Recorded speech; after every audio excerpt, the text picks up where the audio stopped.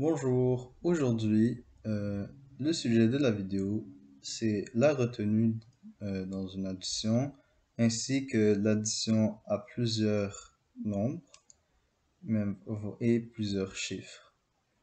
Donc, avant de commencer, j'aimerais faire un petit rappel sur l'addition. Alors, l'addition, c'est simple, c'est deux termes, ou plusieurs termes, hein, comme par exemple ici 45 et 36 sont des termes qu'on va additionner et le résultat, dans le cas ici c'est 81, le résultat on appelle cela une somme. Ceci est le principe de l'addition. Maintenant on peut aller voir qu'est-ce que la retenue. Donc la retenue, si par exemple je reprends l'exemple de tantôt, 45 plus 36, eh bien si je commence par la colonne des unités, 5 plus 6, ça va faire 11, n'est-ce pas? Mais je ne peux pas écrire un 11 comme cela, parce que 11 unités, ce n'est pas possible, car à partir de 10 unités, c'est égal à une dizaine. Et c'est la même chose pour les dizaines. À 10 dizaines, c'est une centaine, et les centaines, unités de mille, etc., jusqu'à l'infini. Donc, lorsque je fais 5 plus 6 et que ça me donne 11, je dois soustraire 10. Alors, au final, tout ce qu'il faut faire, c'est que je garde le 1 du 11. Ah, j'ai pas pris mon crayon. Le 1 du 11. Et l'autre 1, qui est la dizaine, se retrouvera chez les dizaines. Et là, je vais pouvoir faire 1.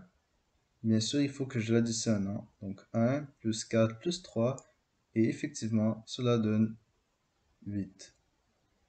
Ceci est le principe de la retenue.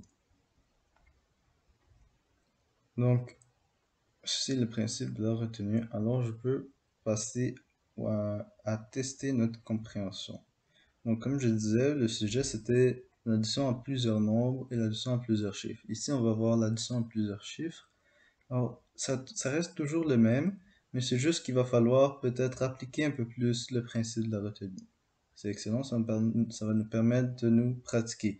Alors, comme dans les autres vidéos, je vous propose de faire pause, faire l'exercice, et après, recommencer la vidéo et voir si vous avez la bonne réponse. Donc, on peut commencer.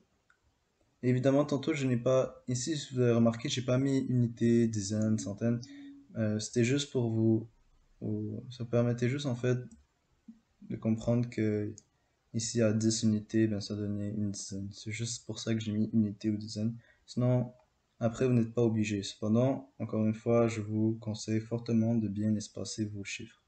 Bon, là, on peut commencer. Alors, 8 plus 5. Alors, 8 plus 5, c'est 13. Et évidemment, 13, on ne peut pas l'écrire directement. Donc, le 1, il va ici. 1 plus 9 plus 4, c'est 14.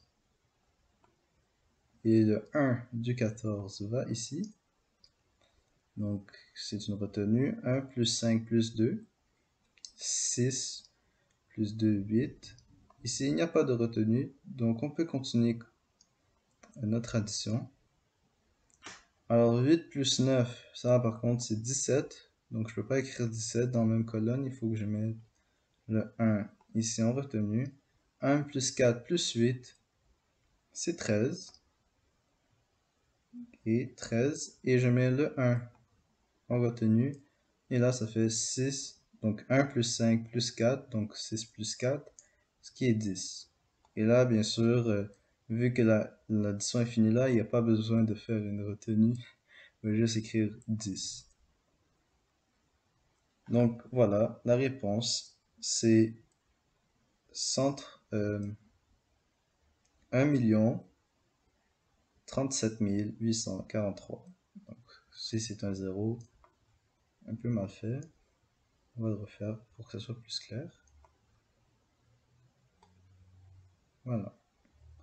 Donc 1 37 843. Ceci, c'est pour l'addition à plusieurs chiffres. Et là, pour l'addition à plusieurs nombres, eh bien, je ne vais pas refaire l'addition, bien sûr. Donc, je vais tout simplement vous donner l'astuce suivante.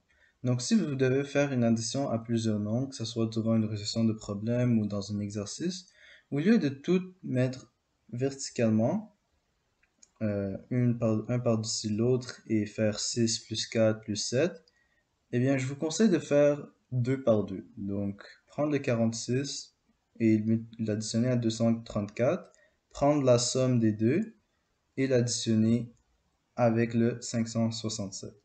Pourquoi je dis cela? Parce que, en fait, c'est juste pour éviter les erreurs. Parce que ce qui se produit, c'est que vous avez trois chiffres à additionner.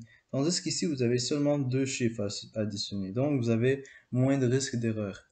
Et mais certains vont dire, oui, mais avec la calculatrice, ouais, ben, si vous avez une calculatrice, vous pouvez écrire les trois chiffres, c'est vrai. Cependant, encore une fois, vous avez beaucoup plus de chiffres à écrire.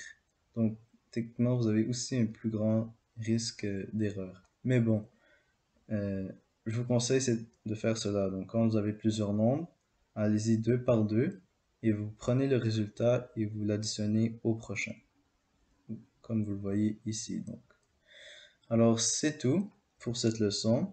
Les additions, encore une fois, c'est une notion qui nécessite de la pratique. Je vous invite à faire plusieurs exercices et je vous souhaite bon succès dans vos études et bonne journée.